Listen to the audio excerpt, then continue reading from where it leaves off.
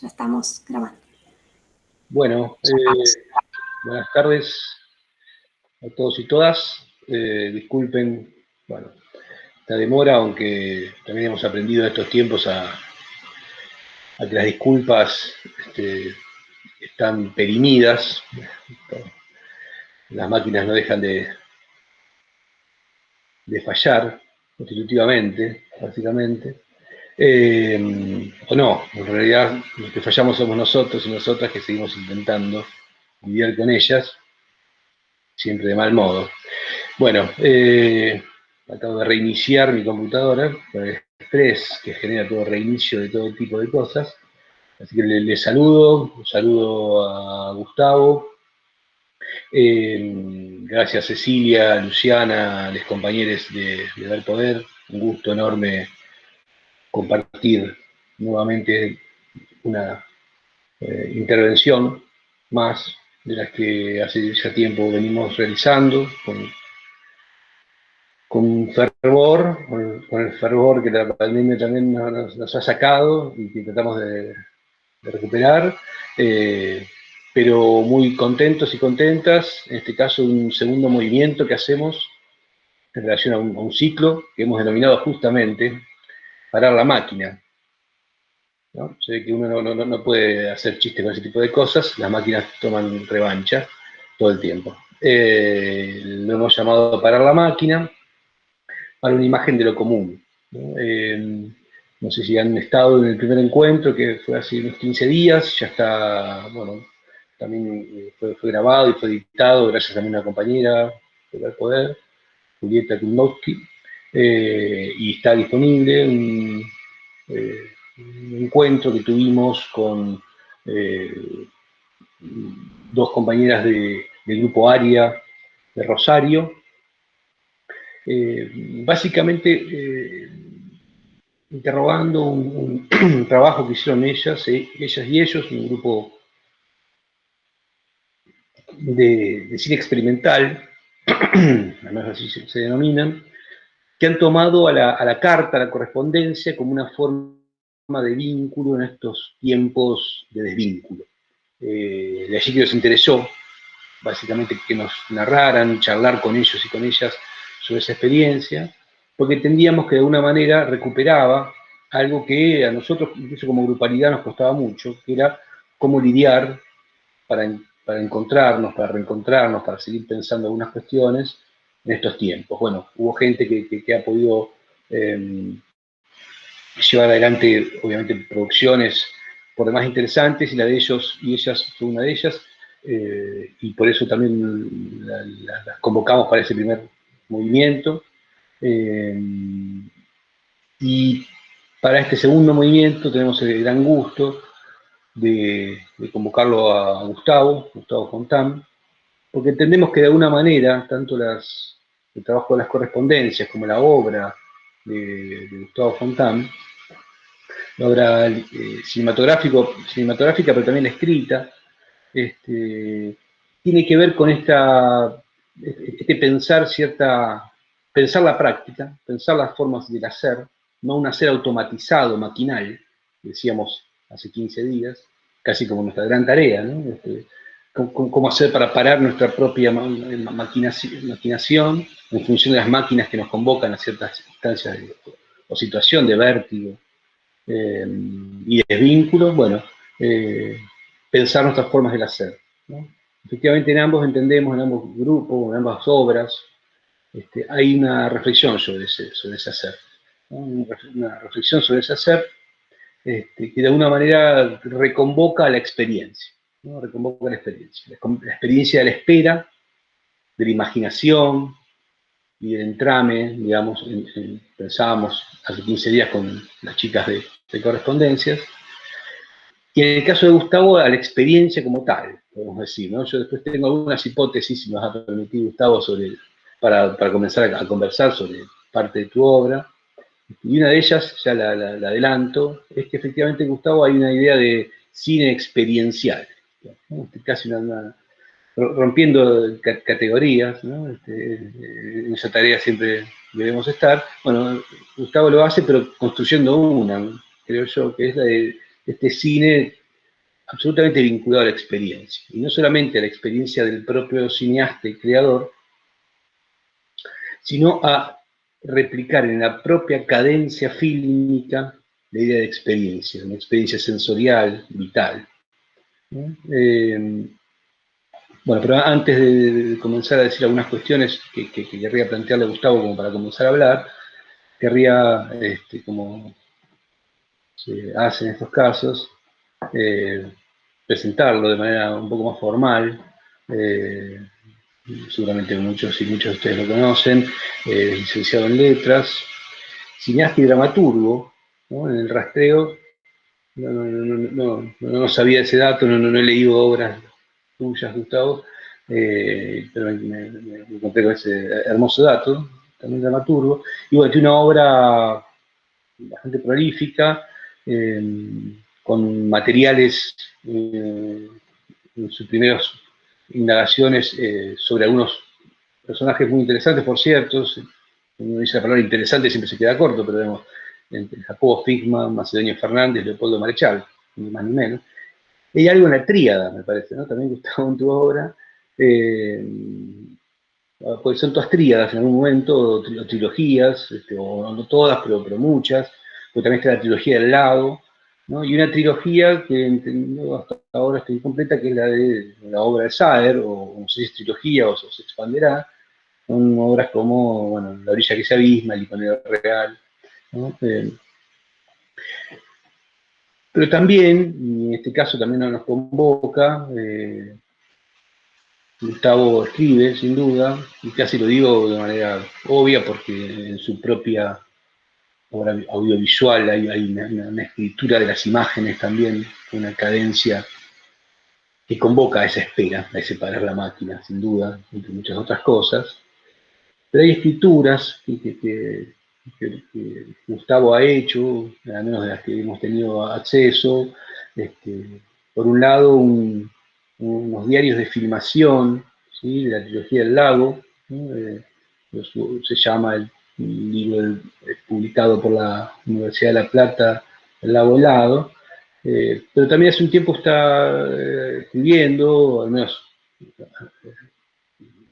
de alguna manera este encuentro con él fue a partir de esos textos, una serie de ensayos, de breves ensayos, que fueron publicados, o que siguen siendo publicados, de hecho, en el blog de Roger Cosa, ¿no? Ojos Bien Abiertos, y partes de esos ensayos, más, incluso ampliados, y incorporando algunos otros más, sumando algunos diarios de filmación, otros, ¿no? Tanto del rostro, como La orilla que se abisma, como El limonero real, son los que van a componer una obra que estamos aquí prepresentando de alguna manera, de manera también extraña. Está a la preventa desde hace un tiempo y ahora estamos prepresentando, toda una especie de preludio, esperando que finalice la pandemia. Todo es un preludio a ello. Pero no, bueno, yo tengo aquí un ejemplar, que es el ejemplar de prueba, ¿no? Todavía no está en la calle, digamos. Lo hemos denominado Maraña, ¿sí? Una hermosa tapa hecha por también nuestros compañeros, Marcos Cuen, y que de alguna manera expresa algo de estas pequeñas intempestivas que quería hacer Gustavo sobre tu obra, para poder comenzar a conversar. La Maraña, en este caso, ¿sí? Con una figura que aparece en estos textos de Gustavo, ¿sí? Como una forma de entrelazamiento, sin duda, una forma de entrelazamiento nuevamente experiencial, ¿no? Donde la palabra, la imagen y lo vivencial, ¿no? Se entrelazan de manera íntima. Y en el marco de estas intempestivas que había pensado, porque la palabra hipótesis me parecía un poco fuerte, un poco descolocada para este tipo de reuniones, pensaba por un lado la idea de ciertas estrategias de negación, las he llamado. ¿no? Siento que no solamente en la obra de Gustavo, sino incluso en sus propias elucubraciones ensayísticas, trata de convocar ciertas estrategias de negación, de parar la máquina, ¿no? de detención.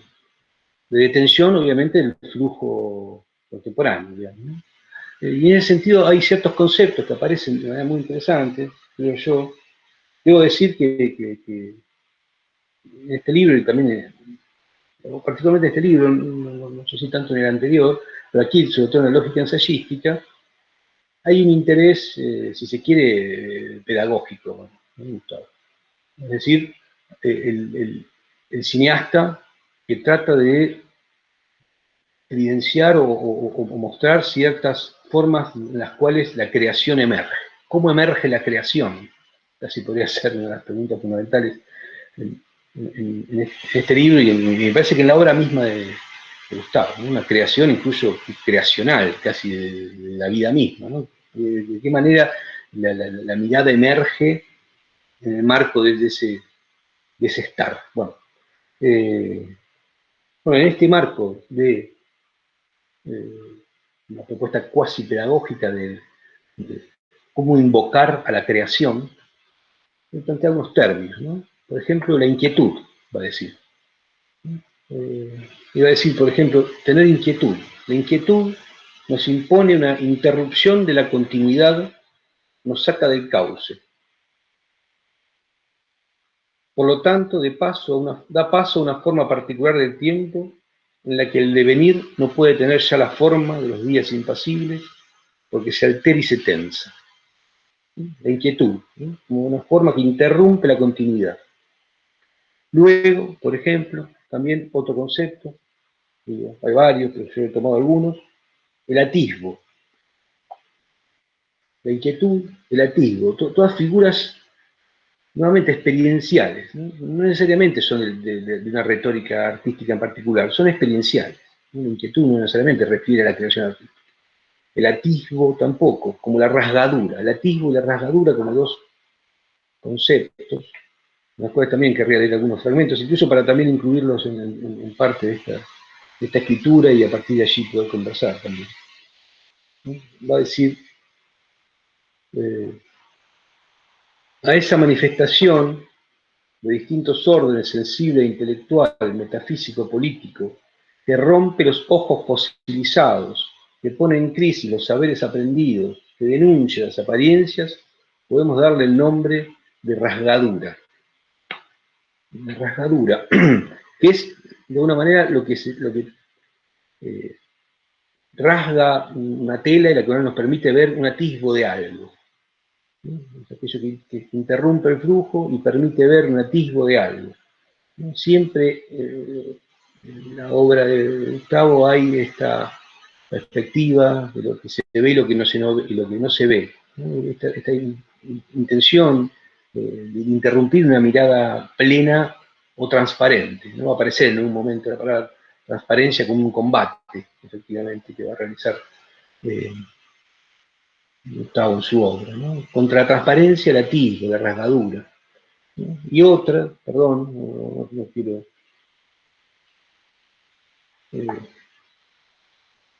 iba a decir aburrir, no lo creo, pero digo, al menos me parecía que estaba bien marcar algunas primeras cuestiones para poder conversar. La sustracción.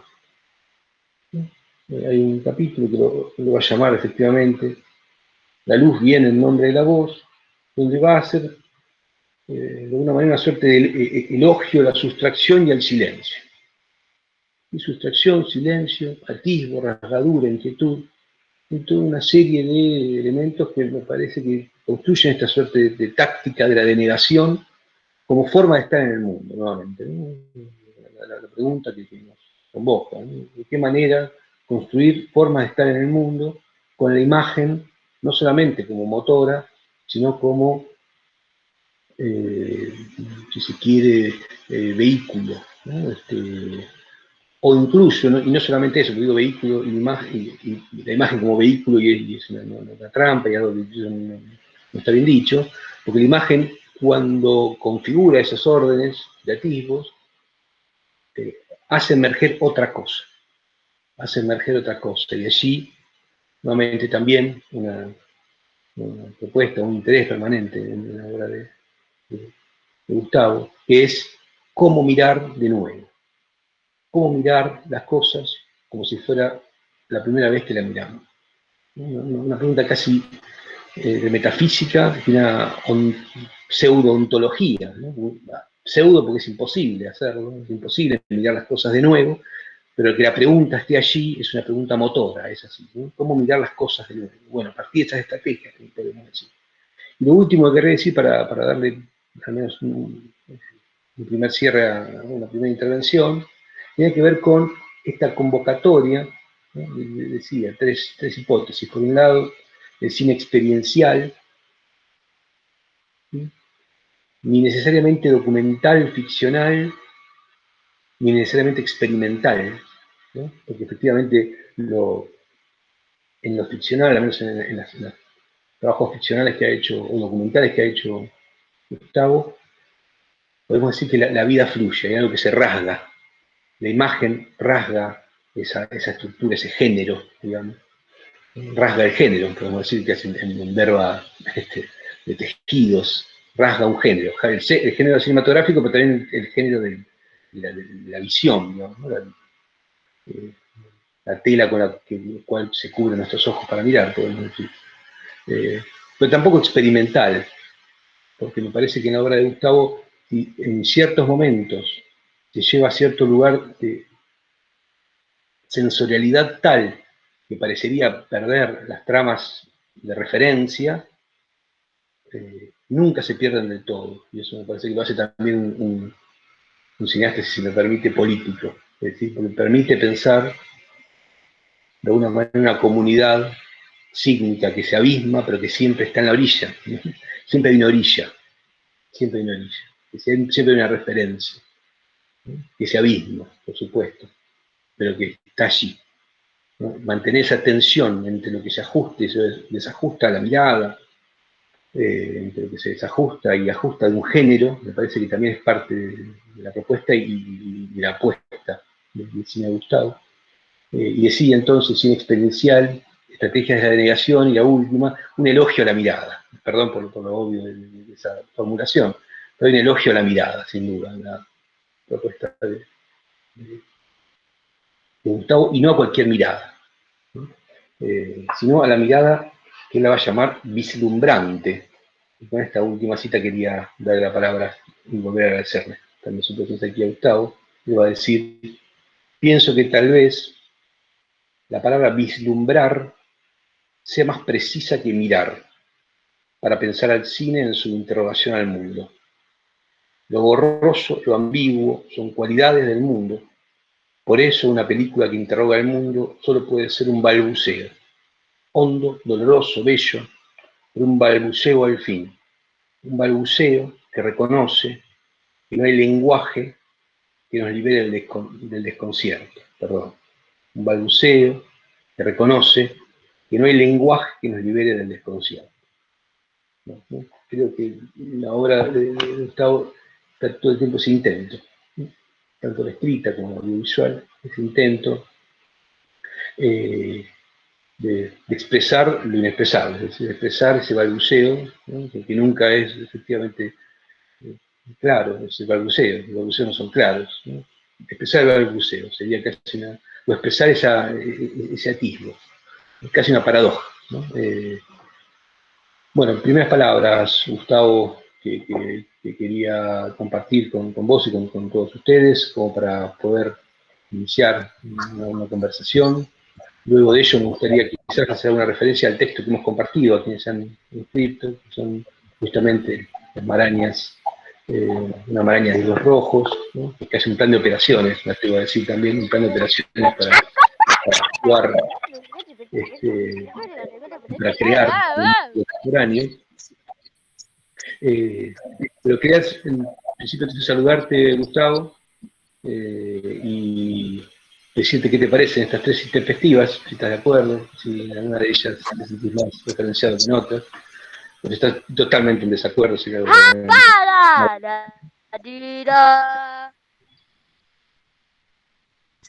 Bueno, gracias Sebastián, gracias a los amigues de Ver Poder y gracias a quienes nos acompañan.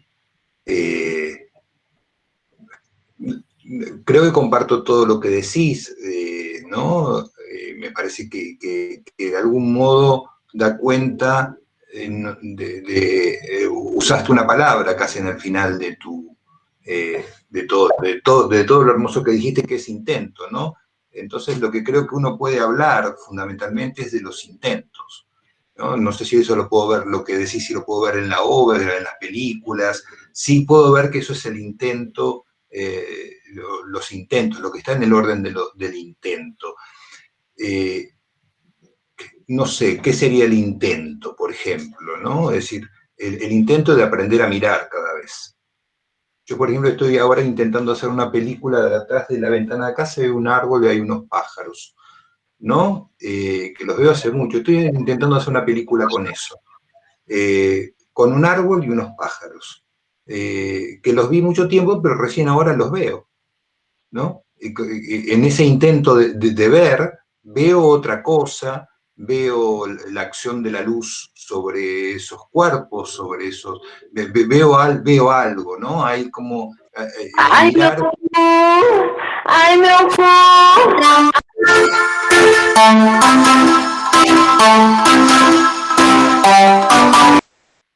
Bueno, tienen ganas de cantar.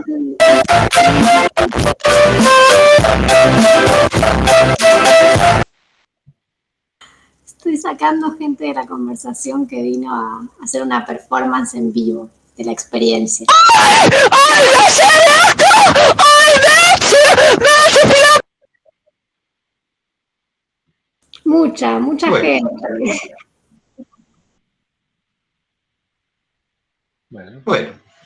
gente. Bueno, son las cuestiones de este tiempo también, ¿no? Como algún tipo de acción azarosa, voluntaria, interrumpe un flujo de algo, ¿no? Y eso está inscrito en la realidad también, ¿no?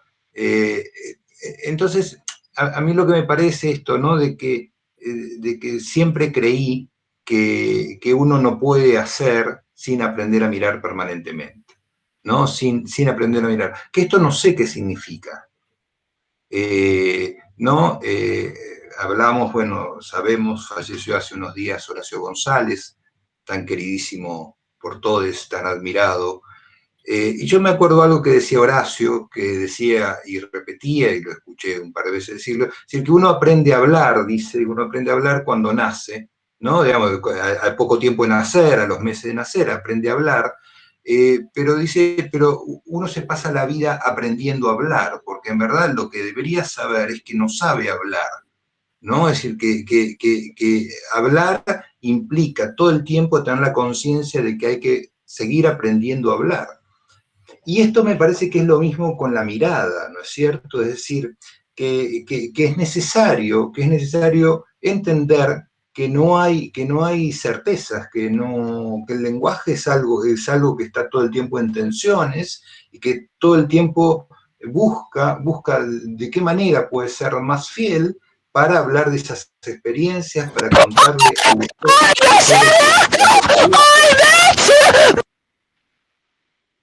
Bueno, de qué modo, ¿no? ¿De qué modo se puede hablar de esas experiencias? Me parece que ahí hay una de las cuestiones que creo que siempre para mí está en el centro, ¿no?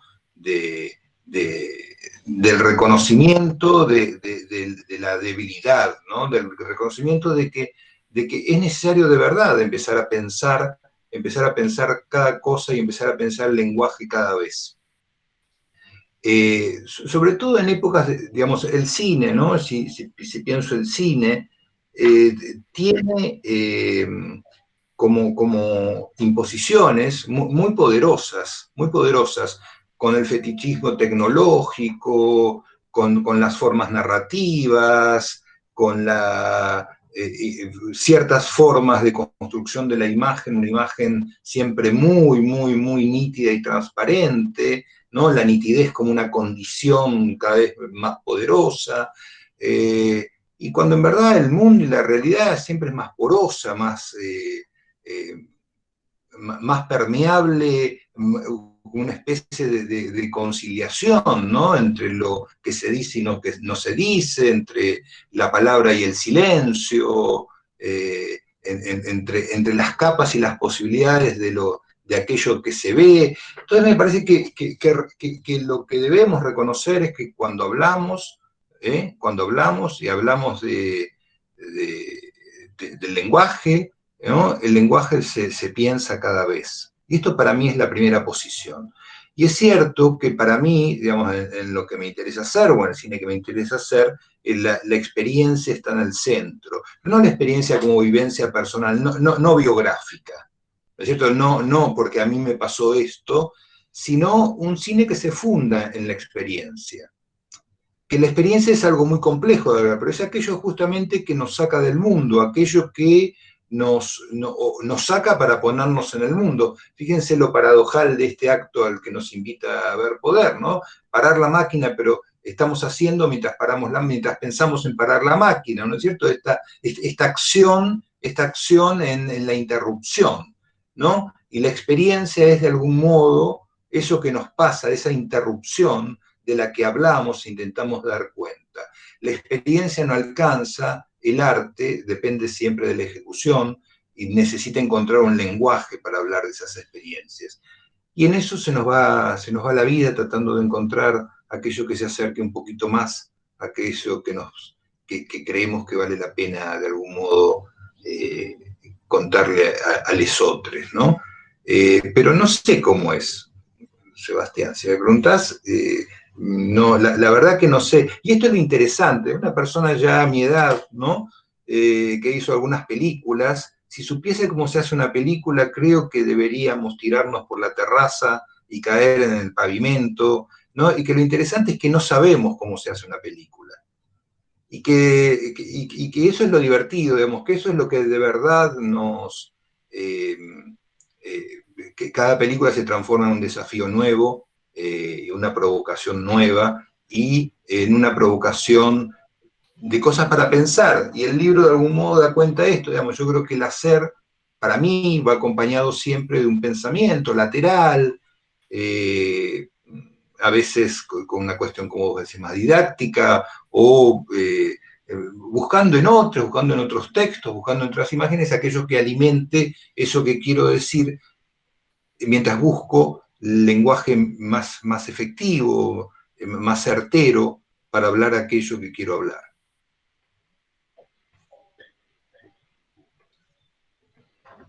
Sí, yo no es que estaba convocando a una pregunta directa, obviamente, al cómo hacer, pero asimismo creo que hay algunas claves en tu obra, hay una propuesta que, por ejemplo, se expresa bastante bien o fuertemente con, si se quiere, la ambigüedad del caso, si se permite el término, ¿no? Vos decís en este pequeño texto que hemos compartido, una maraña de hilos rojos, ¿no? Inicialmente, decís, desde hace mucho pienso el guión de una película como un mapa que nos invita a perdernos, ¿no? Y ahí me parece que hay una clave muy interesante, ¿no? Porque efectivamente hay un orden propuesto, dispuesto, el del mapa, pero abismado, ¿no? Un mapa que sirva para perdernos, ¿no? Ahí hay un norte errabundo, digamos, ¿no? De errancia propuesta, y que en tal caso ese perderse, es encontrarse en la propia experiencia o en la propia experiencia del perderse, ¿no? Y eso me interesaría vincularlo con otra cuestión que vos planteás en un momento, que efectivamente esta experiencia creativa, ¿no? Que tiene un primer orden, un mapa, porque hablás, cada palabra mapa me interesa, ¿no? Pero un mapa que a su vez abjura de su propio orden objetivo, digamos, ¿no? Racional. Pero que se vincula con un cierto tipo de hacer en el cual lo que vos mostrás o intentás mostrar, intentás expresar, no solamente son, como decías recién, experiencias, sino el propio fluir de experiencia fílmica, ¿no? o escritural. ¿No? En un momento decís, hablar como en los sueños, o hablar como la memoria. No solamente hablar sobre la memoria o sobre los sueños, sino que el habla tome las formas retóricas del sueño, el habla o la habla audiovisual, podemos decir, más general, ¿no? Que tome la forma del sueño, ¿no? Me parece muy interesante porque ahí, tanto en el perderse como en esta idea de tomar el propio modo al cual yo estoy refiriendo, es decir, ¿no? Me refieren al siempre tan mentado y nunca imposible de dejar de mentar Walter Benjamin, ¿no? Tanto la idea de esa errancia y perderse, ¿no? Como en esta idea de dar cuenta de una forma contenido, que muy bien vos decís en algún momento, es un tema tan remanido, pero que no debe dejar de ser tomado cada vez, entreverado en torno a hablo sobre la experiencia, pero experienciando. Hablo sobre la memoria, pero con la lengua de la memoria, con la lengua del fantasma, podemos decir. Hablo sobre el fantasma con la lengua fantasma. Me parece que ahí hay una clave fundamental, digamos, para pensar una creación experiencial, digamos, que para la máquina, sin duda. Sin duda, para la máquina. Aunque hace hacer funcionar otras, digamos, ¿no? Pero que bajo un estatuto de una máquina automatizadora puesta en suspenso. Pero, no. Está perfecto lo que decís. Yo sí lo pienso y lo pienso en el orden del hacer en sí mismo, ¿no? Pienso que hay dos instancias para el cine. El cine que se puede hacer como algunas películas que hice, donde soy yo con mi cámara y luego un montajista, o donde hay 25 personas, nunca trabajé con equipos más grandes que eso, ¿no? Pero hay como dos instancias. La instancia de la captura de la imagen, del plano en sí mismo, es decir, con el desafío de cómo hacer para que ese plano no sea la ilustración de una idea, sino que haya algo vivo en ese plano, ¿no? Es decir, cómo uno se transforma un poco en cazador de algo, ¿no? Cómo el plano puede capturar algo que vive, algo que no, que no es la simple ilustración sin algo que la profundice, que la ataque, ¿no? Sin algo que incluso se vuelva en su propia contra, ¿no? Es decir, bueno, no hay belleza sin espanto, ¿no? ¿Cómo es esa imagen? ¿Cómo pensamos esa imagen? Y en eso trabajamos mucho cada vez que construimos una imagen, porque la palabra construcción es horrible, pero en verdad hay una construcción, porque de pronto hay alguien que pone faroles, hay alguien que, ¿no? Hay una construcción donde participan, es una construcción muchas veces de un conjunto de personas, ¿no? Hay algo que se piensa en ese sentido, y luego hay otra forma de construcción de imágenes que cuando yo me pongo por esta ventana, esperar los ocres detrás del árbol, ¿no? Ver cómo son esos ocres, que es como una especie de espera, como una especie de avistaje de la luz, ¿no? Solo, en soledad, pero bueno, hay algo en principio en el orden del plano, ¿no? Aquello que uno intenta capturar en el orden del plano que debe tener para mí siempre algún tipo de tensión y que no debe ser parte de una especie de preacuerdo, sino que hay una captura.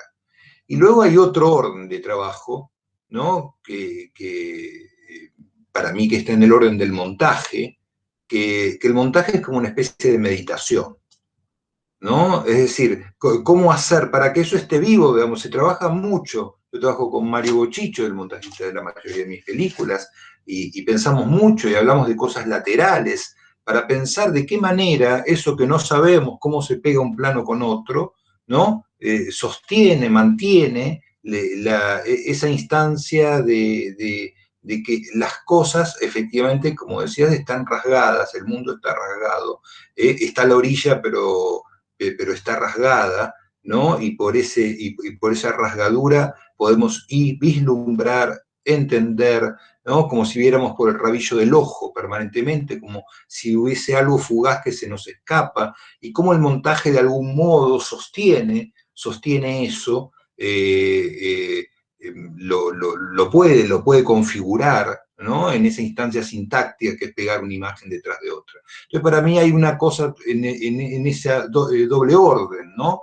En esos acuerdos con aquellos que además está la imagen sonora, porque después hay otro acuerdo, ¿no? Que tiene que ver con esa instancia de qué pasa con la imagen visual y la imagen sonora, cuáles son sus puntos de coincidencias y cuáles son sus tensiones, ¿no? ¿Cuál es el punto de acuerdo o de desacuerdo entre la imagen visual y la imagen sonora? Esto es maravilloso, ¿no? Esto es maravilloso del trabajo de sonido también, porque el sonido profundiza algo de la percepción del mundo. Entonces, ¿en qué sentido lo profundiza? ¿En el sentido de la coincidencia o en el desacuerdo? O en la discordancia, ¿no? Y esto tiene que ver con aquello que uno intenta hacer percibir a aquel que ve la película. Entonces, hay como distintos órdenes en la realización, ¿no? Que estos conceptos que uno los piensa, bueno, pueden ser muy abstractos, pueden ser, ¿no? Acompañan luego acciones muy concretas, ¿no? Acciones donde uno tiene que resolver porque hay una cámara ahí adelante y hay algo que capturar, y luego hay una isla de edición o una isla de trabajo de sonido. Entonces, ¿de qué manera todo eso que uno piensa se vuelven instrumentos para el hacer, ¿no? Estos son como de algún modo esto que pienso. Sí, bueno, por mi parte, lo último para poder abrir un poco el espacio a otras intervenciones. Sí, aquí está este orden entre el acuerdo y el desacuerdo, ¿no? Entre lo visual, la palabra, lo sonoro, me parece clave, digamos, ¿no? Mantener la tensión, ¿no? No caer rendido ante alguno de esos dos esfinges, digamos, ¿no? El acuerdo y el desacuerdo, ¿no? Mantener esa tensión me parece que es lo que permite incluso mantenerse vivo, mantener a la imagen viva y mantener al creador y a quien especta, y no solo, también de forma viva, digamos, ¿no? Ahí hay una apuesta fundamental y que se expresa en una palabrita, una frasecita que nombraste al pasar, que justo para mí era mi última pregunta, al menos como para hacerte, que es no hay belleza sin espanto.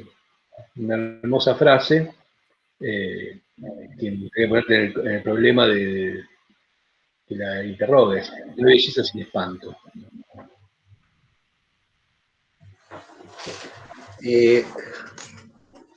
No, si no estamos en el póster, ¿no? En el póster del amanecer, donde todo coincide en la misma dirección. Y esto es un problema para mí del lenguaje audiovisual que nos rodea, ¿no? Nosotros, si pensamos, por ejemplo, no hay noticia ya en un noticiero que no se emita con música de efecto, ¿no? Esto es terrible. Esto es terrible, es decir, las noticias se pasan en los noticieros con una música incidental. Y es probable que los signos subrayen los signos, es decir, todo el tiempo la complejidad de signos, que es el lenguaje audiovisual, ¿no? Se los maneja de modo que todo vaya en la misma dirección y que todo subraye el signo, ¿no? Los signos se acomodan de tal manera que las evidencias y la obviedad se transforman casi en una dictadura emocional, ¿no? Es decir, hay como una dictadura de lo que hay que experimentar y sentir, y se da por el subrayado de los signos. Si el signo subraya los signos, digamos, si hay una mujer que se le murió el hijo, ¿por qué razón tengo que ponerme música de efecto atrás para subrayar qué? ¿no? Entonces, me parece que hay una cuestión política frente a esto, de pensar que el lenguaje no puede acercarse a lesotres, ¿no? Desde esa dictadura, desde ese poder, porque casi nos transforman en objeto, y perdemos la capacidad de ser sujeto, es decir, la capacidad de poder experimentar y pensar. Estamos tomados, estamos capturados, sino con una eficacia muy poderosa. Entonces, para mí, digamos, la belleza está en el orden de la imperfección siempre, ¿no? Es decir, puede haber un hermoso amanecer, pero uno está en la playa, un hermoso amanecer impresionante, pero hay viento, pero de pronto hay un recuerdo que no es lindo, y qué sé yo. Y la experiencia del mundo es una experiencia siempre tensada en algún sentido, ¿no? Es decir, siempre está tensada en algún sentido, y me parece que cuando hablamos de belleza o hablamos de experiencia, hablamos de un campo de tensiones, donde la imagen se transforma en un campo de tensiones. Y que sin ese campo de tensiones lo que aparece es el póster del amanecer, ¿no? Que puede ser muy lindo, pero hay algo ahí de la postal, que a poco empieza a carecer de sentido, ¿no? Es decir, no nos interpela, no hay una imagen que nos interpele, que nos provoque algo. Y las imágenes del arte interpelan, necesariamente deben interpelar, deben hablarnos, deben decirnos, che, ¿qué te pasa? Digamos, acá estamos para conversar, ¿no? Estamos para que, bueno, y también no puedo escucharte, pero te escucho, ¿no? Y me parece que las imágenes del arte funcionan así normalmente, y que debemos recuperar digamos, siempre pienso, para el arte, cuando hablamos del cine, que ha perdido muchas veces esa condición en pos de esta idea del divertimento, ¿no? Es decir, ha perdido esa condición de interpelación, o pierde esa condición de interpelación, debemos recuperarlo como acto de resistencia, ¿no? Es un acto de resistencia, fundamentalmente, porque creo que la imagen debe interpelar. Al menos son las que me interesa ver.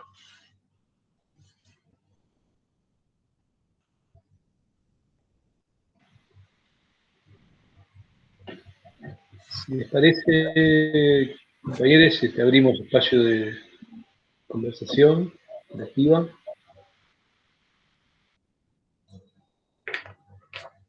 Yo quería aprovechar, Gustavo, y preguntarte, en este sentido, en el texto, bueno, que compartimos sobre, bueno, un fragmento del libro, Una maraña de hilos rojos.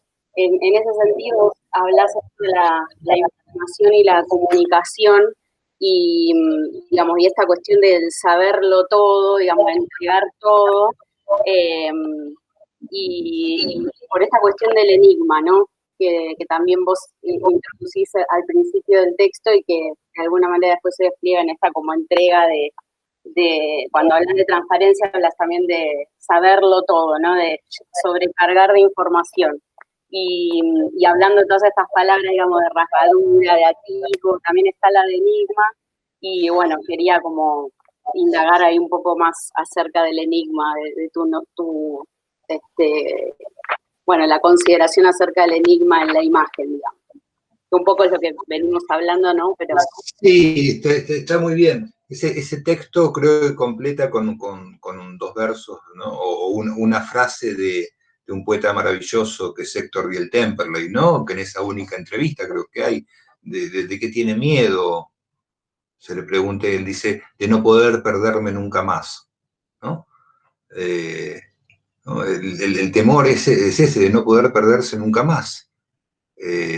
Como si los mapas fueran definitivos, y las certezas sobre los recorridos fuesen definitivas, y la transparencia de los mandatos dieran algún tipo de corrección sobre lo que se debe hacer y cómo se debe hacer, y eso me parece terrible, ¿no? Y que me parece en el orden de lo terrible, ¿no? Es decir, como volviendo a esto de Horacio, es como si creyéramos de verdad que aprendimos a hablar, ¿no? Como si de verdad creyéramos que aprendimos a hablar, que no entendemos que hablar es ese campo de tensiones permanentemente sobre aquello de que queremos decir, de lo que debemos volver a pensar, de lo que debemos capturar de una manera, de una manera, ¿no? Hay un texto de Kandinsky, ¿no? Que habla que hay una luz en Moscú que él quiere capturar, que es una luz muy precisa, y la explica y explica lo que le conmueve, porque en la experiencia hay una emoción particular, ¿no?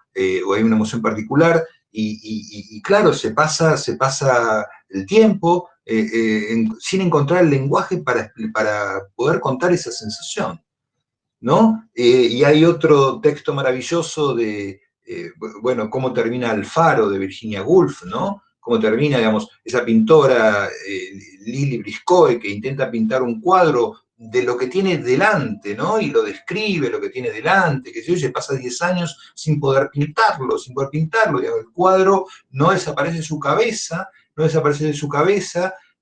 Y no tiene que ver con la técnica, no tiene, y hablan, y otro le dice, pero si hicieras esto, que sé yo, pero el cuadro no aparece, no termina de aparecer, hasta que en el final del Alfaro, ¿no? Cuando sucedieron montones de cosas, que sé yo, la pintora traza una línea, y que uno intuye una línea en algún lugar, y dice, bueno, al fin he tenido mi visión, ¿no? He tenido mi visión, esa palabra visión, ¿no? Aquel modo particular de, que no tiene que ver con la técnica, sino donde la técnica está al servicio de la captura de algo que se intuye, que se vislumbra, que se ve, ¿no? Y eso es una búsqueda permanente, esto no se sabe cómo se hace, ¿no? Es como un estado de vigilia permanente. Y en ese sentido, me parece siempre que está esta cuestión de que uno está perdido en cada película, ¿no? Está perdido, necesariamente perdido, y qué bienvenido.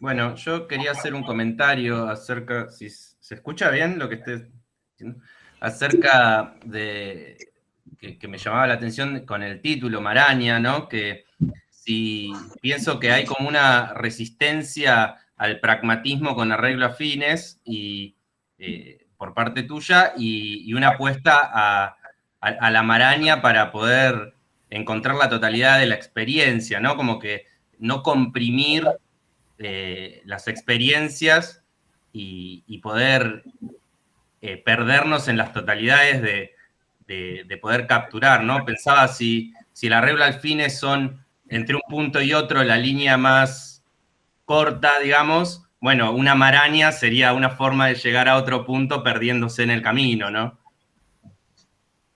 Entonces me parecía que era una apuesta a la resistencia en ese sentido, como que el arte estamos consumiendo un arte muy que se piensa revolucionario tirando mucho discurso y mucho eslogan y tal vez simplemente captando la totalidad de la experiencia o intentándolo hacer, ya eso me parece que es un acto que de por sí es en realidad revolucionario, nos puede dar la resistencia, ¿no? En el arte. Bueno, debo hacer un acto en principio, el título del libro es propuesto por les amigues de Ver Poder, ¿no? El título, creo que bueno, solamente me faltaría.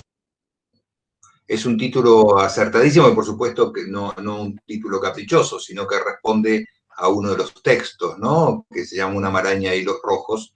Entonces, de algún modo, trasladaron ese título. Y efectivamente, ¿por qué Una maraña y hilos rojos? Ese texto, porque parte de una imagen que hay en una película de Ignacio Agüero, un director chileno, que Ignacio, la película se llama El otro día, esperen que sí, El otro día, donde Agüero hace algo muy particular. Durante un año filma su casa, el interior de su casa, y luego filma a todas las personas que le tocan el timbre, ¿no? A todas las personas que le tocan el timbre de su casa, las filma, la puerta es como el adentro y el afuera, y si algunas de esas personas le permiten, va a visitar la casa donde vive y le hace preguntas muy sencillas: dónde vive, cómo vive, qué sé yo, etc.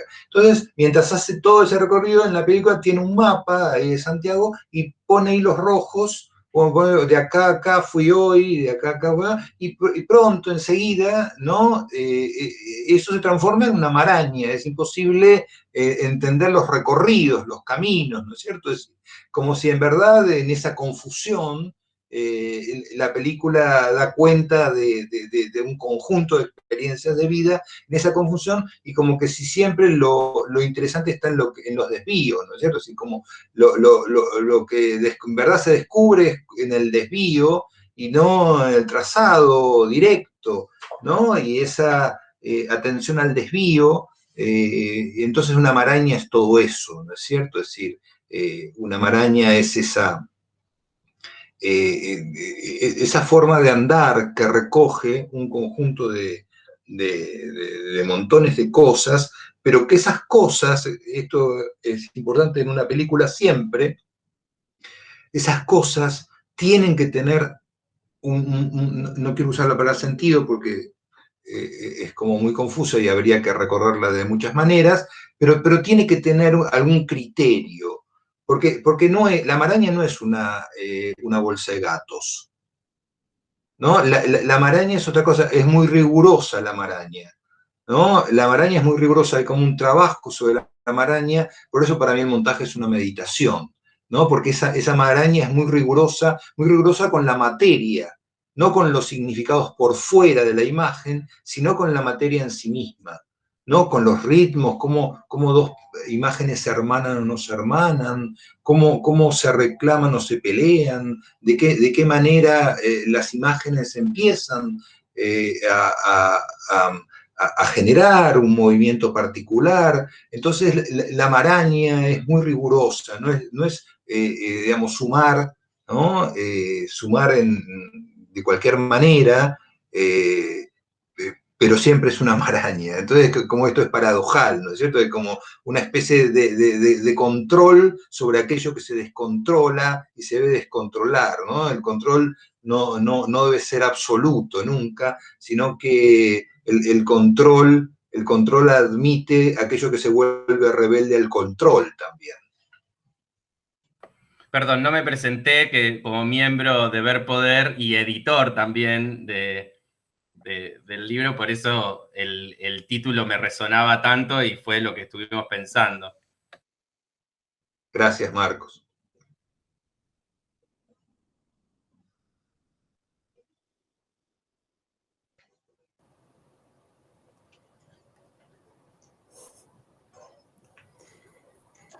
Laura. Sí, bueno, algunas notas que fui tomando antes de esta conversación con Gustavo, y decirles o compartir con ustedes lo que me parece que hace Gustavo en su cine y que yo llamo con Didi Uberman la imagen luciérnaga, que es una imagen símbolo de resistencia estética y política, entendida como fulguración, una especie de destello que ilumina la oscuridad de estos tiempos. Para mí eso es el cine de Gustavo, en contraposición con los reflectores que menciona Didier Bergman, por los cuales hay que ver todo, ¿no? En el cine de Gustavo, esto es más un comentario que una pregunta, pero seguramente Gustavo va a tener mucho que decir. Hay una intensificación de lo sensorial, como decía Sebastián, de nuestras percepciones y un carácter áptico de sus imágenes visuales y sonoras, la no sutura entre esas imágenes, una no sincronicidad entre ellas. El cine de Gustavo a mí me parece que sí, balbucea, tartamudea, susurra, sus planos no nos atropellan, ¿no? Porque nos permiten contemplar. Y hay un respeto por lo viviente y por los espectadores, porque Gustavo nos quiere espectadores creadores. Y sus imágenes para mí son incompletas, ¿no? Somos nosotros los que tenemos que producir algunos de los sentidos posibles, ¿no? Y hay un detenimiento en la mirada, en la materialidad del mundo, a la manera quizás de un Tarkovsky, de un Erice, de un Sokurov. Gustavo nombró a Agüero. Y para mí, claramente Gustavo resiste, se juega. Estaba leyendo en estos días, tengo, no sé, en algún momento, en algún lugar tengo una cita, estaba leyendo Elogio del riesgo de Anne Dufourmantel, y a mí me parece que se aplica tanto a lo que la ética y la política y la poética de Gustavo intenta hacer. Ella dice algo así como que esa casi nada que Bartleby encarnará para siempre para nosotros, esa resistencia terca al pensamiento predigerido, a las imágenes sobreusadas, a la tontería de todo aquello que nos hace adherir, caer en el juego de lo mismo, en círculos. Y en cambio, bueno, en cambio no, justamente, precisamente por lo que dice Anne Dufourmantel, Gustavo abre un espacio desconocido, se arriesga, ¿no? Por el tipo de atmósferas, además, que crea en sus películas, ¿no? Por un camino extraño que, de alguna manera, cuenta por eso mismo de la extrañeza de este mundo, ¿no? Una cuestión de fragmentos que hay en sus películas, ¿no? Pienso, por ejemplo, en Elegía de Abril, donde se dan citas semblantes extraños, ¿no? Mujeres como de otro mundo, de rostros elusivos, incluso uno de ellos que aparece ya pasada la mitad del film, pero que adelanta a los otros del tramo final, contiene cierta monstruosidad de pesadilla, ¿no? Y me interesa, en la casa, hay un plano que me interesa, que es el último, después de la destrucción, de la demolición de la casa.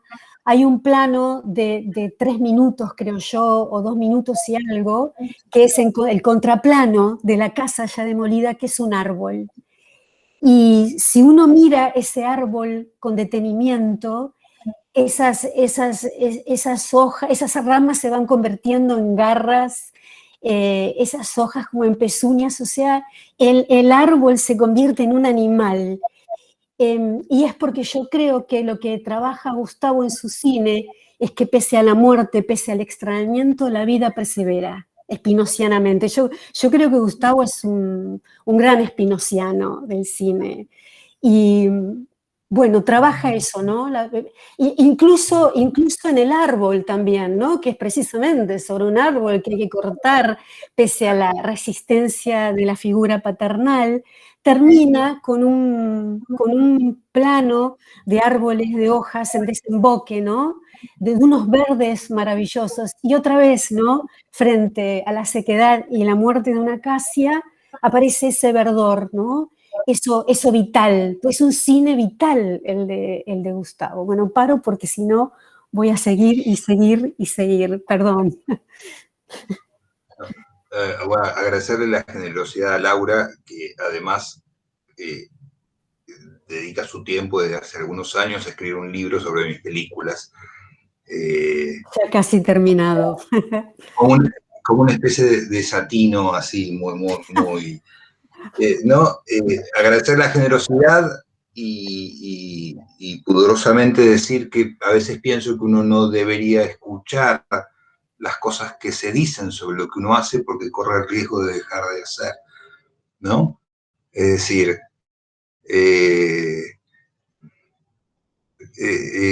provoca pudor, ¿no? Y uno corre el riesgo el elogio puede ser una trampa también, ¿no?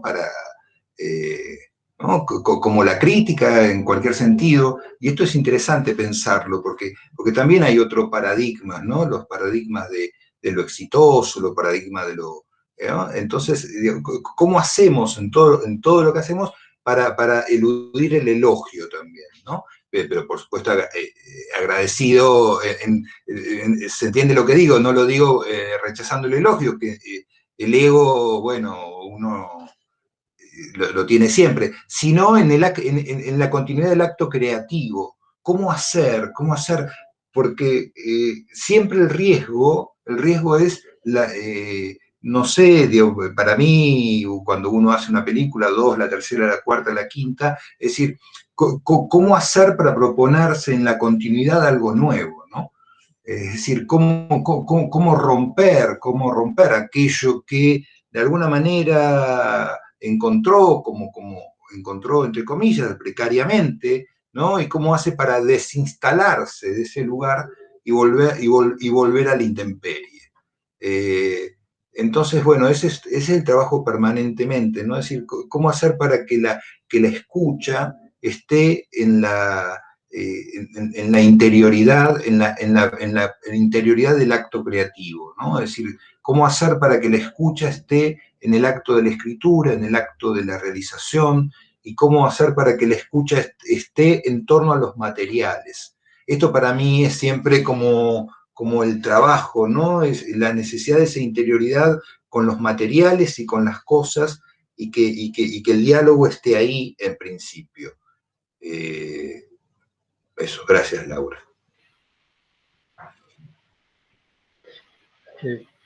Perdón, no sé si había alguien anotado para hablar. No, me quería recuperar algo de lo que decía también Laura en relación al respeto por lo viviente, ¿no?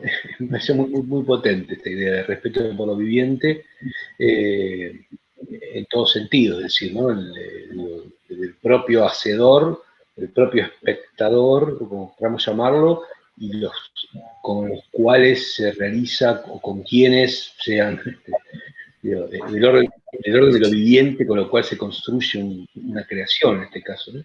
Y me parece que ahí, ya que lo mencionabas a Horacio González, al cual podemos dedicar efectivamente esta conversación, ¿no? Él hace un trabajo muy potente de trabajo con los restos, ¿no? De hecho, tiene uno de sus libros más canónicos es Restos Pampeanos, ¿no? Esta idea de rastrillar de alguna manera herencias, lecturas, sobre todo lecturas a contrapelo, digamos, olvidadas, y cómo trabajar desde los restos, ¿no?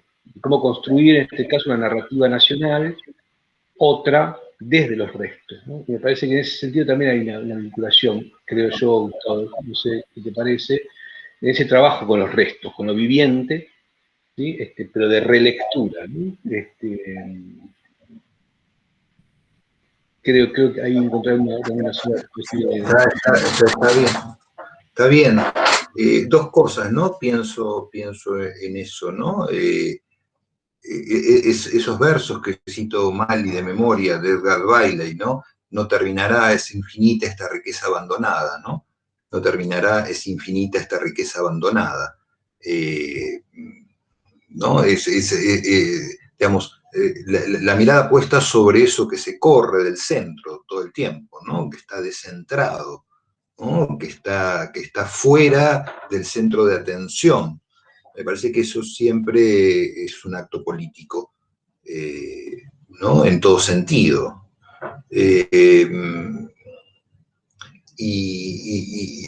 Espera que se me perdió algo de lo que iba a decir.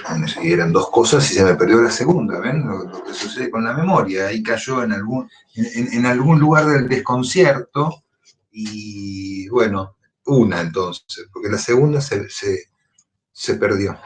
ya lo había recordado. No, eso, lo abandonado, ¿no?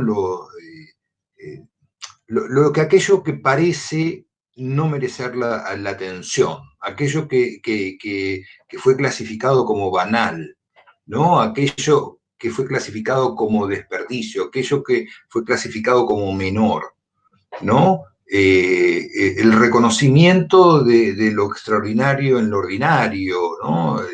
Y me parece que vale la pena poner la mirada en ese sentido, en ese tipo de cosas, que no sé cuáles son, pero que son normalmente del orden de lo contiguo, del orden de lo cercano, del orden de lo que fue de algún modo separado o recluido a esa insignificancia, ¿no? Es decir, ¿cómo le volvemos a dar significado? Y la segunda, ya lo recordé, es que, digamos, si hablamos de Horacio, ¿no? En ese sentido, siempre pensé que toda la propuesta, digamos,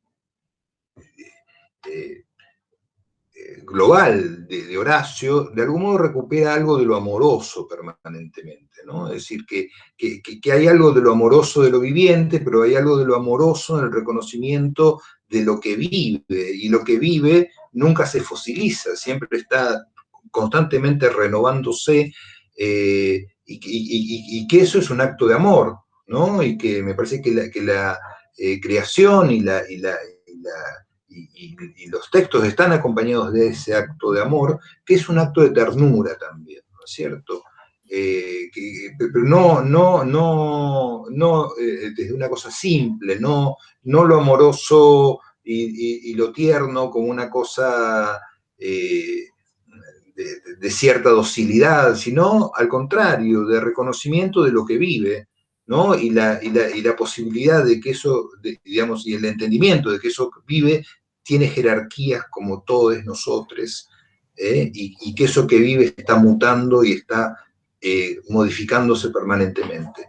Entonces, me parece que esas dos cosas, ¿no? Digamos, ese reconocimiento de lo viviente como tal, como existente y mutando, y que uno a veces lo que ve son justamente las mutaciones, digamos, pues lo interesante es que cuando Horacio rastrea y esto, le da una nueva jerarquía, pero además los pone en correspondencias nuevas, ¿no? Es como, me parece que la mirada es eso siempre, ¿no? Es decir, como ver sobre esa maraña del mundo, selecciona algunas cosas y las pone en combinación, y que esas combinatorias son nuevas, y que dicen algo nuevo sobre algo que parece que ya no hay nada para decir.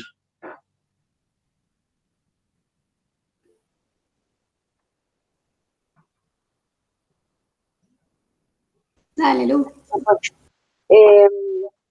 También pensaba en esto de que vos mencionás del principio poético que nos guía, ¿no? Y de alguna manera tener eso como fuera, en realidad, como hablamos en el grupo de la convicción, y salió también, creo, Laura mencionó lo de no sé si dijo Gustavo persiste o Gustavo insiste, no sé, una palabra así.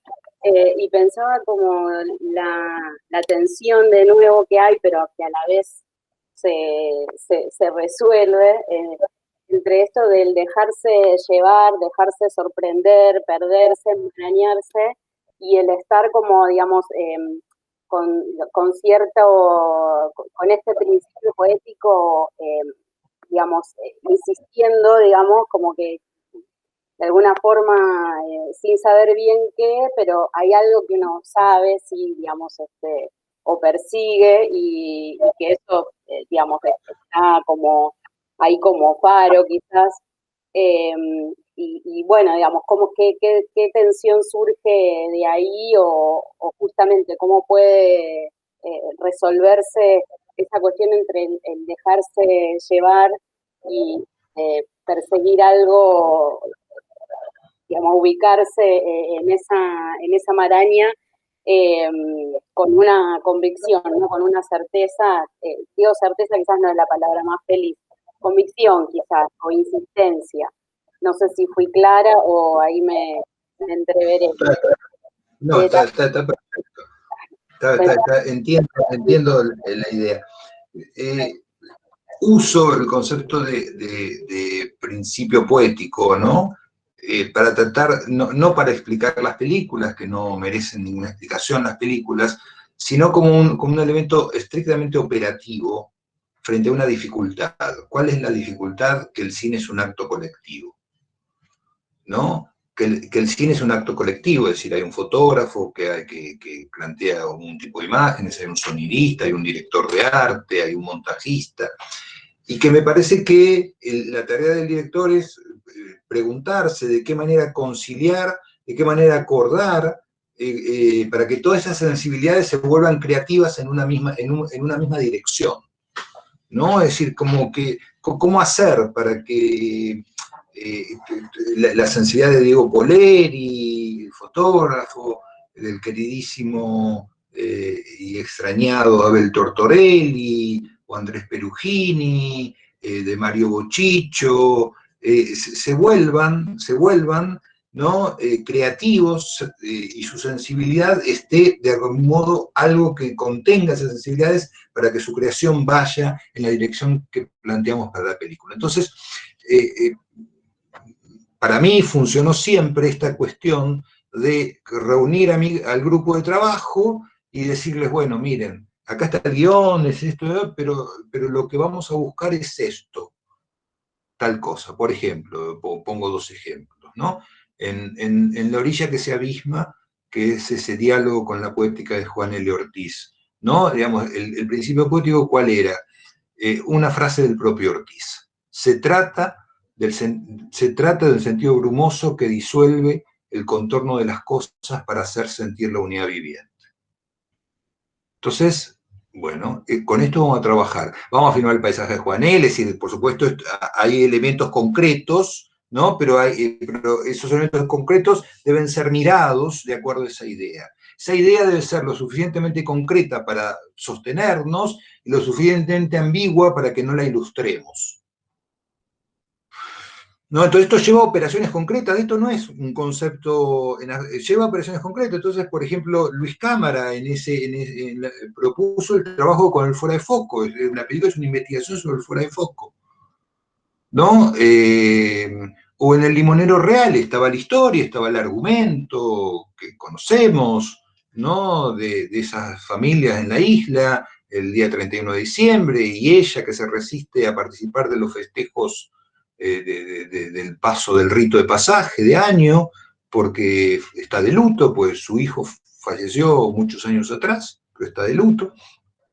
Entonces, bueno, está la historia, está el recorte que uno hace de la novela, qué sé yo, pero la idea que yo les transmitía antes de arrancar es debemos filmar esta película pensando que Wenceslao tracciona, hace todo lo que hace, pero lo hace siempre con la soga al cuello, ¿no? Entonces esta idea, entonces esto lleva a ciertas ideas de cómo el sonido debe ir profundizando algo como una discordancia, cómo ir profundizando la subjetividad de Wenceslao, que mientras hace siente que la vida no tiene sentido, ¿no? Siente que la vida es imposible, ¿no? Entonces el principio poético acciona sobre operaciones muy concretas de la realización, ¿no? Yo trato de explicarlo porque, digamos, y por supuesto esto no le servirá a nadie más, ¿no? Uno inventa una metodología y no espera que sea útil a otras personas, sino trata de dar cuenta. No explicar las películas, porque insisto, no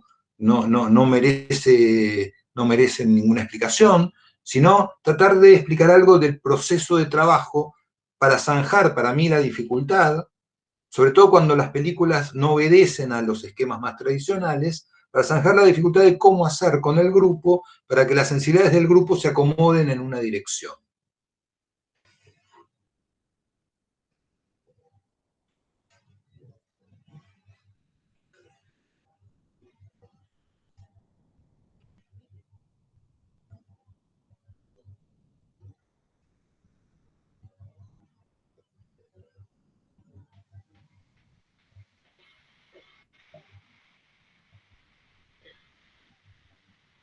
No sé si Hay una mano levantada. Dale, Jessica. Hola a todos. Gracias por esta conversación y poder escucharte, Gustavo, es un gusto.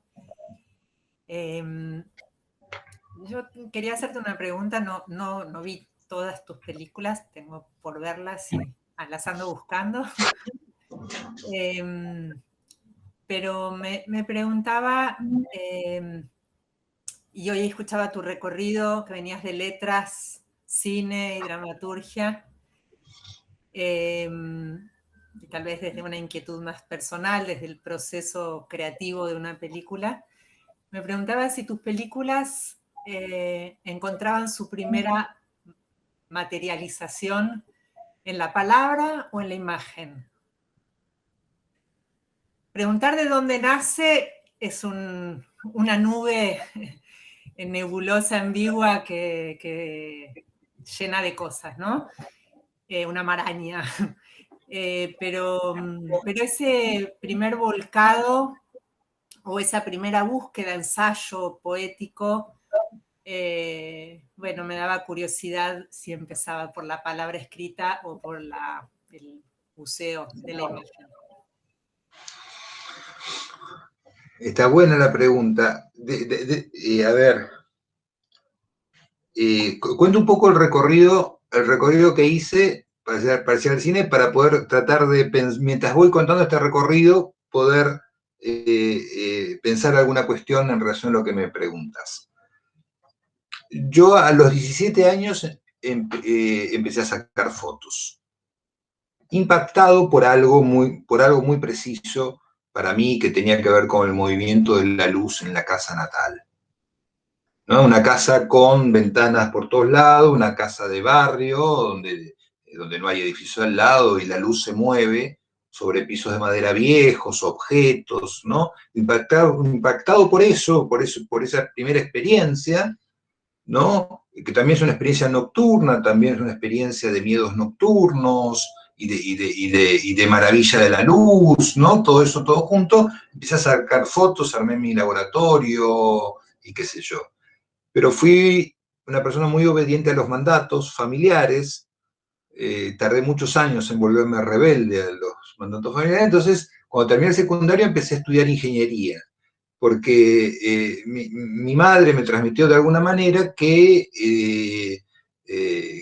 mi padre le gustaría que fuese ingeniero. Entonces yo empecé a estudiar ingeniería civil, hice 3 años de ingeniería civil, hasta que me di cuenta que no me interesaba para nada, digamos, que no iba a hacer eso nunca en mi vida, y dejé.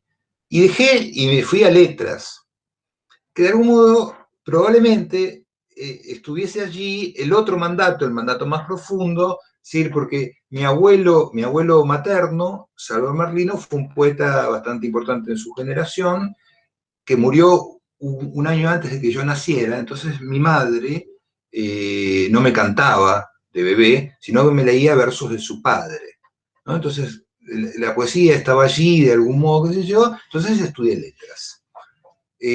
Publiqué algunos libros, hubo ahí esa transición de que hice algo de teatro en el medio, qué sé yo, hasta que llegó al cine. Y el cine, digamos, pero ya de grande, digamos, yo llego a hacer cine a los 30 años. Estudió cine, empezó a hacer cine, bueno, y el cine se transformó en todo mi quehacer, digamos, vinculado a alguna de estas actividades.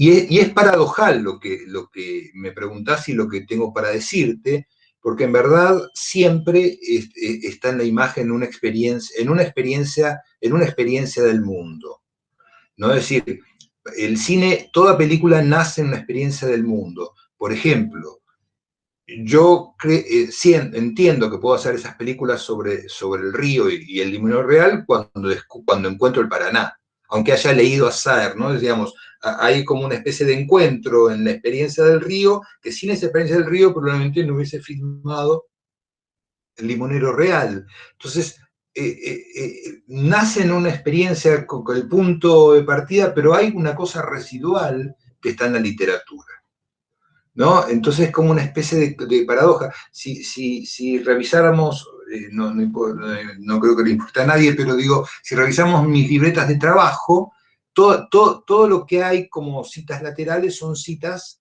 literarias, ¿no? Es decir, donde voy buscando lo que, en ese pensamiento lateral, el pensamiento para la película. Pero luego las películas entiendo que deben apartarse de la literatura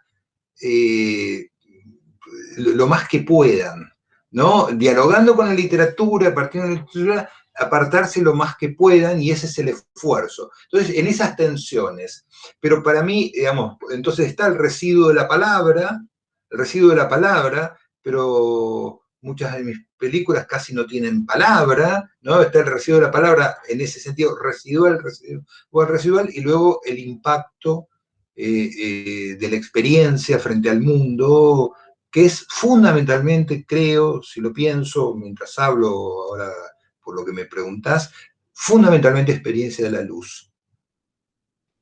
Que la experiencia de la luz es experiencia de la luz y de la sombra siempre, ¿no? Es decir, que nacen en alguna experiencia de la luz y de la sombra. Es decir, lo que me impacta ahora en este árbol de acá, cómo se desparrama la luz en ciertos momentos del día y en cierto, ¿no? El modo de desparramarse la luz sobre ese árbol, ¿no? Y la película puede nacer en ese impacto. No sé si te contesté. Sí, muy, muy lindo y muy lindo la articulación con la historia de vida, ¿no? Porque eso finalmente es lo mismo que te impactó y te llevó a la fotografía. Tal cual, tal cual. Esa es la experiencia inicial. Uno puede pensar que hay una experiencia inicial, ¿no? Que luego se pasa dándole vueltas a esa experiencia inicial, y para mí es la experiencia de la luz sobre las cosas, que siempre tienen el temor a la muerte, ¿no? Es decir, porque es un movimiento que mientras la luz se mueve, la sombra es una amenaza permanentemente, ¿no? Entonces, esa experiencia para mí está... no quiero decir en el origen en términos psicoanalíticos, sino en términos creativos. Gustavo, te interrumpo un segundo porque me hiciste acordar a justo un texto que había estado repasando para dar una clase de Arnheim, que lo leo porque viene muy al caso. Dice: si hubiéramos querido empezar por las primeras causas de la percepción visual, el examen de la luz tendría que haber precedido a todos los restantes, pues sin luz los ojos no pueden apreciar ninguna forma, ningún color, ningún espacio o movimiento.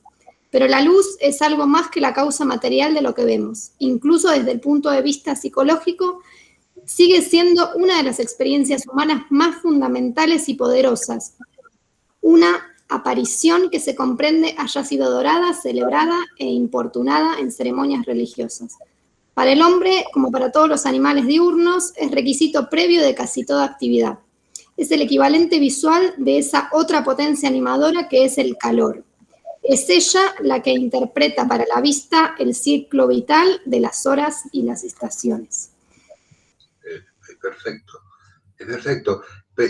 Sobre todo la luz natural, ¿no es cierto? De eso hablamos, que es la luz que se mueve, no es la luz estática, ¿no? Es la luz que se mueve y que va hacia la muerte permanentemente para volver a nacer, ¿no? Digamos, esa luz que se mueve sobre el mundo, ¿no? Es una experiencia de un orden, de una enorme profundidad, ¿no?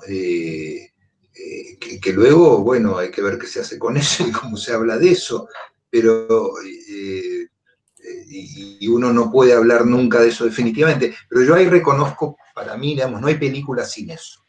Por ejemplo, cuando hacíamos El Limonero Real, aunque teníamos una estructura, teníamos un guión y qué sé yo qué cosa, una de las charlas permanentemente con Diego Poleri era que no había película si no era también una especie de documental de la luz natural en esa zona, en ese momento del año, ¿no? Y que la película tenía que ser de algún modo también recoger esa experiencia de la luz, que no había relato sin esa experiencia de la luz. Hicimos muchos viajes, entonces teníamos un mapa que había hecho Diego,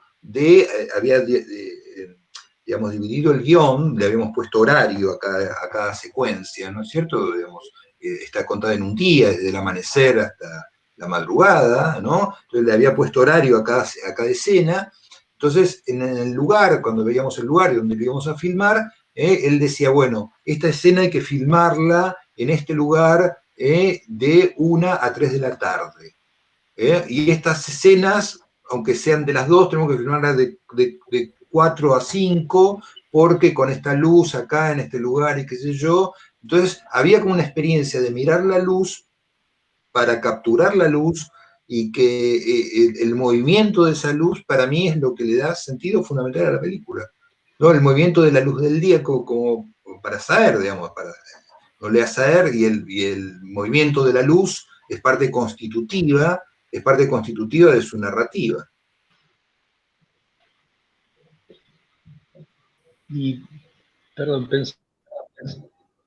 pensaba a ese capturar o captar aquello que inevitablemente se escapa y fuga, que muere y vive, en relación a tus diarios, ¿no? En tus diarios parecería haber, de una manera, ese intento también de captar lo que vas pensando, relacionando, tiene ese carácter, bueno, fragmentario, digamos, ¿no?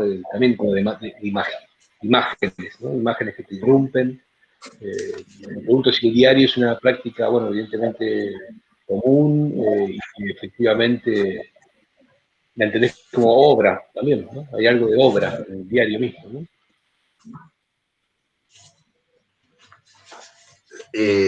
Sí, para mí va de la mano, ¿no? Va de la mano esa escritura, que puede ser obra o no, pero que es parte de la meditación sobre lo que hago, ¿no? Y es bastante, no sé, lo que agarré es la libretita de justamente Árboles y Pájaros, que es lo que empecé a trabajar con este árbol y qué sé yo. Entonces yo la recorro, qué sé yo, es esto.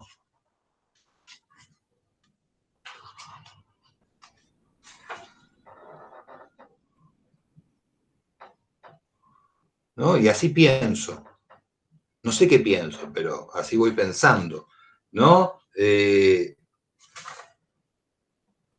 Mire, justo acá, digamos, está lo de la muerte de Horacio en el diario, ¿no? Justo, miren, ahí ahora, ¿no? Que coincidió que se cumplía prácticamente 2 o 3 días de diferencia, un año de la muerte de mi padre. Que esto no importa, esto lo digo en esta intimidad, esta charla, esto no importa para en la película ni nada, ¿no? Entonces, a 3 días que se cumple un año de la muerte de mi padre, murió Horacio González, un día de sol de junio. Muerte es posible, siempre la muerte es posible, esperable tal vez, pero que no dejan de provocar una profunda angustia. Quizás, como decía Rimbaud, por esa conciencia de la muerte, solo por ella, sé saludar a la belleza, ¿no? Entonces, bueno, esto es lo que va acompañando de algún modo a eso que intentamos hacer en estas pibas con Mario Bochicho, porque yo filmo, le mando, editamos algo con Mario a lo largo de varios meses, intentamos que salga algo de esa experiencia que va acompañada, por ejemplo, acá hay 2 versos de Paul Celan, en el vedado del invierno, un abeto se absuelve al hablar. ¿Qué significa esto en la película? Digamos, ¿qué va generando esto en la película que estamos haciendo? No lo sé, pero bueno, estas escrituras acompañan permanentemente, para mí, acompañan permanentemente la realización de una película.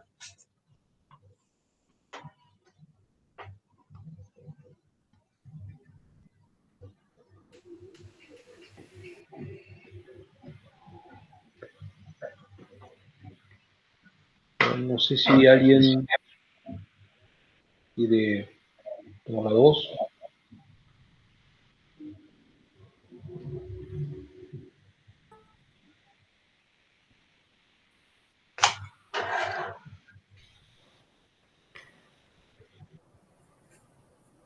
Bueno, si les parece, podemos ir cerrando, en realidad, bueno, mucho abierto, ¿no? Como mucho de las palabras de Gustavo y la conversación general abre, cerrar para seguir abriendo. Agradecerte mucho, Gustavo, sobre todo también la confianza en darnos parte de tus escrituras, y poder también atravesar un proceso de armado de un libro que también es una instancia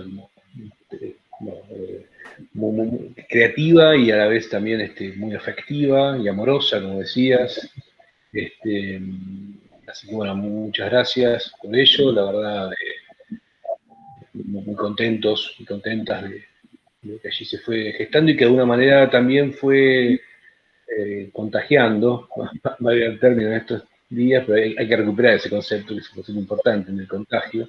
Ha contagiado a nuestro grupo, digamos, de entusiasmo y de reflexiones en torno a esta idea de la experiencia y a poder repensarnos en el marco de nuestro hacer, ¿no? Me parece que ahí hay una clave fundamental para estos días, ¿no? Repensar los modos del hacer y darles ese respeto, no solo a lo viviente, o a lo viviente, obviamente, en ese marco de la propia creación, ¿no? Que nos haya mostrado esa libretita de un valor incalculable, ¿no? Porque evidencia ahí una praxis, digamos, ¿no?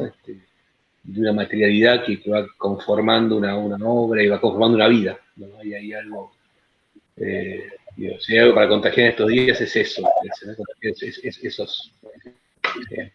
esos modos del existir. Así que, bueno, muy agradecidos y agradecidas. Laura, allí levantó la mano. Sí, una última reflexión sobre la filmografía de Gustavo, que para mí es una conjura contra la deshumanización. Yo diría que en este tardo capitalismo asistimos a la prueba de la destrucción real de tantas cosas, y a la vez, entre tanta depredación, nos percatamos de que si hay arte, hay vida.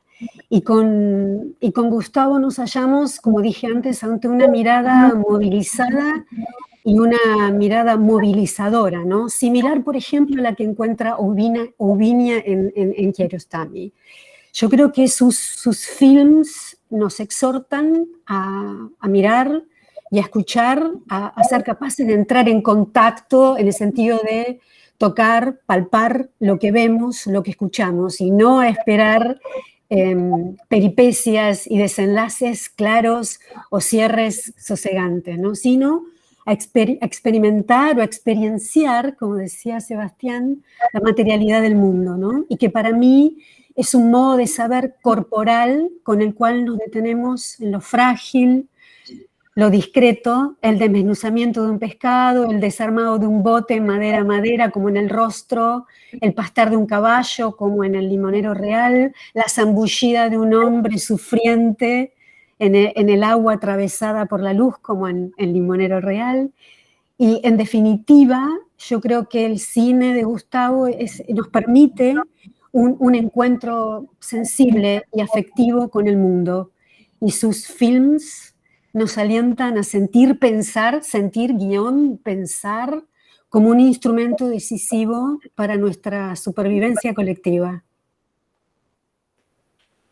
Eso quería decir. Gracias. Gracias, Laura. Gracias, Sebastián. Para mí fue un gusto increíble. Yo no veía no veo a todas las personas aquí en las imágenes. Recién ahí vi el listadito de nombres. Quiero agradecerle a todos, saludar al queridísimo Juanjo Gorazurreta, que está ahí presente, que está terminando su película Las ausencias, y que tiene una película también muy hermosa sobre Nelly Ortiz, que se llama La intemperie sin fin. Saludarlo y agradecerle la presencia, agradecerle a todos. Y bueno, fue hermoso. Si algo aprendimos de Horacio, creo que quienes estuvieron más cercanos lo aprendieron con más claridad, es que no sirve pensar si no provoca pensamiento, ¿no? Es decir, no sirve que pensemos nada si esto no ayuda a otros a pensar, no pensar lo mismo, sino pensar capaz que otra cosa, distinta, diferente, hasta incluso opuesta. ¿no? Pero que de algún modo esa necesidad de que el pensamiento se vuelva pensamiento activo permanentemente. Entonces yo estoy muy agradecido por el libro, ojalá que lo vean además, y agradecido por esta charla y por este acto amoroso. Ahí también, perdón, antes de ir despidiéndonos, hay algunas intervenciones en el chat, así de agradecimiento, que dice, bueno, preguntan por cuándo sale Maraña, por el libro de Laura, bueno, agradecen el encuentro Jimena, Diego, no sé si las leo todas. A ver, Jimena, gracias por este espacio y tiempo. ¿Cuándo podremos encontrarnos con Maraña? Hilos rojos en las calles, dice. No sé si hay certeza ahí de fecha. 7 de julio. 7 de julio ya. En breve. Está el libro. Ahí nomás. Y también. Bueno, Ver Poder tiene una página donde se puede ver exactamente y luego seguramente estará allí, ¿no? Las librerías donde puedan conseguirlo. Así que les invitamos a buscar la página de Ver Poder. Y también. Dale, Lu. Dale. No, decía que reclamaban también sobre la publicación del libro de Laura, así que Laura, comentanos cuando tengas.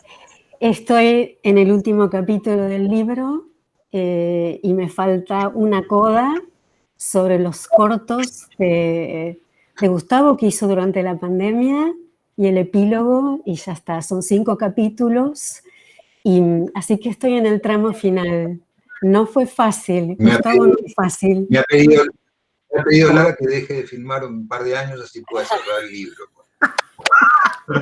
Porque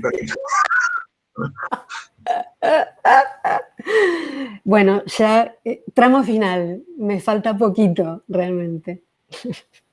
Gracias.